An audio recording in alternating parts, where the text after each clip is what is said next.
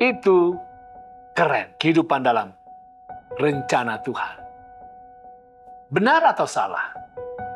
Kehendak Tuhan berlaku dalam segala sesuatu yang terjadi dalam hidup kita. Benar atau salah?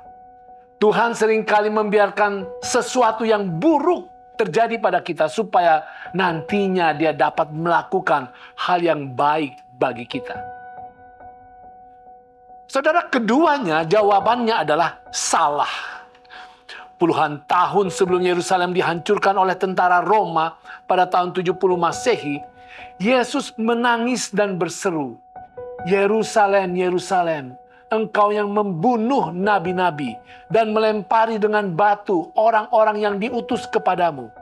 Berkali-kali aku rindu mengumpulkan anak-anakmu. Sama seperti induk ayam mengumpulkan anak-anaknya di bawah sayapnya. Tetapi kamu tidak mau."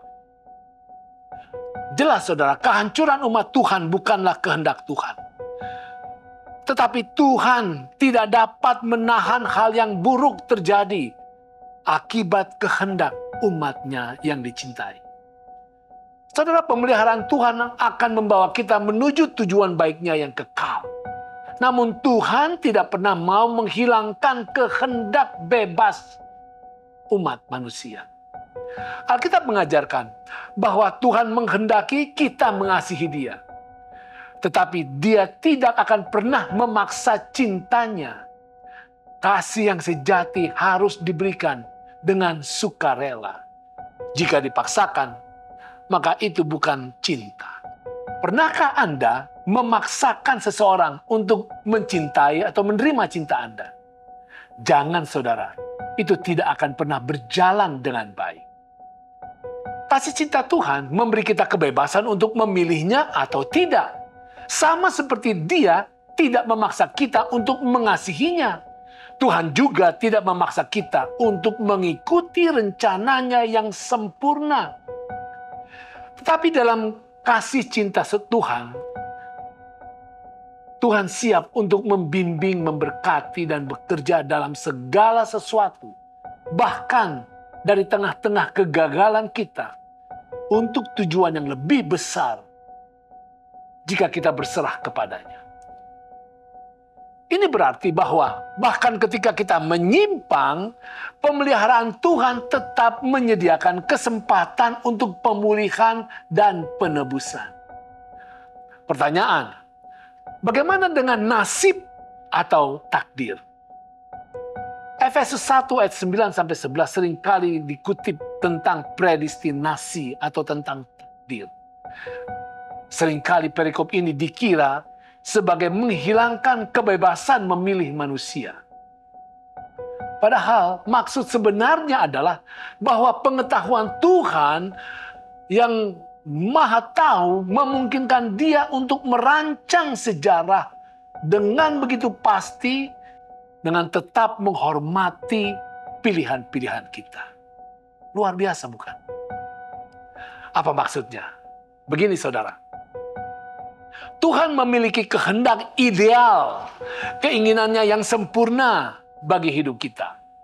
Namun, karena manusia sering memilih jalan yang bertentangan dengan kehendaknya, Tuhan bekerja melalui kehendak remedialnya atau rancangan pemulihannya demi menyesuaikan keadaan untuk mencapai tujuan yang terbaik bagi setiap orang. Ada orang yang berkata, "Oh, ini sudah nasib saya untuk mengalami kesusahan." Ada yang berkata, "Oh, memang sudah takdir Tuhan untuk saya mencuri atau berbuat jahat." Itu tidak benar, saudara.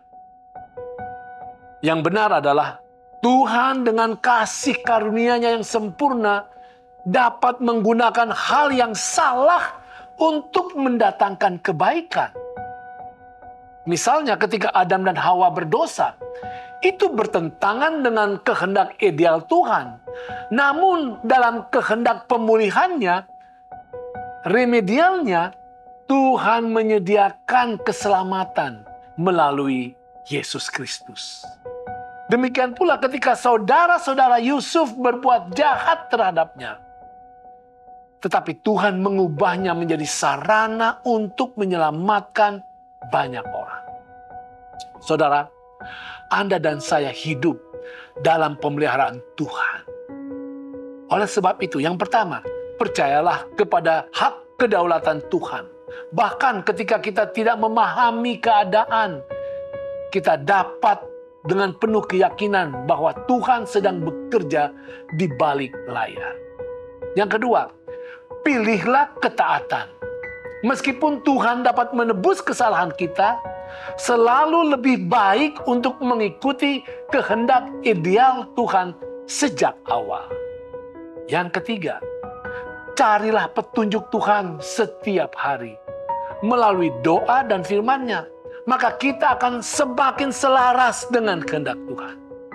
Yang keempat, andalkan kasih karunia Tuhan. Ketika kita gagal, pemeliharaan Tuhan selalu menawarkan pemulihan dan pembaharuan. Itu keren.